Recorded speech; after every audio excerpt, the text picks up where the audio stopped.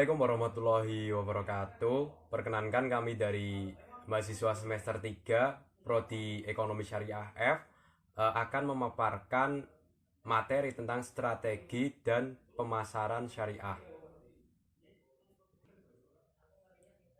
Adapun pemateri dari kelompok kami yaitu yang pertama Adib Kusnaya ini, yang kedua Nurul Fatika, dan yang terakhir adalah Yuniar Nur Faizam.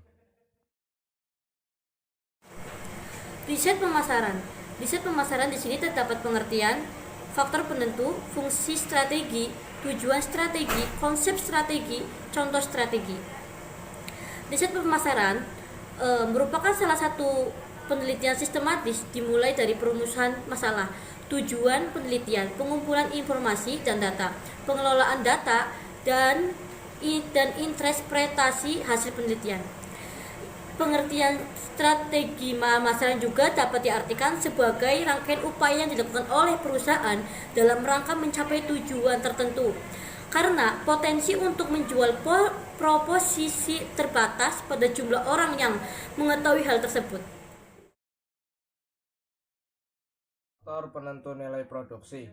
Yang pertama ada produksi, yang kedua ada pemasaran, dan yang ketiga ada konsumsi. Yang selanjutnya fungsi strategi pemasaran. Yang pertama, meningkatkan motivasi untuk masa depan. Strategi pemasaran berupaya untuk memotivasi manajemen dan melihat masa depan dengan cara yang berbeda.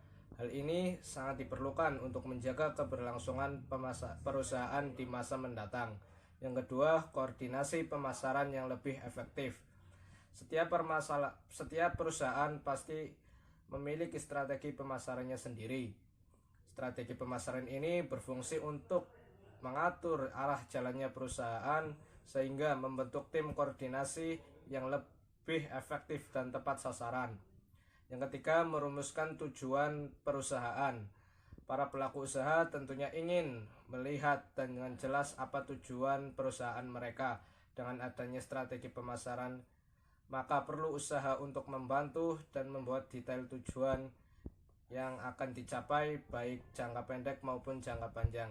Yang keempat ada pengawasan kegiatan pemasaran. Dengan adanya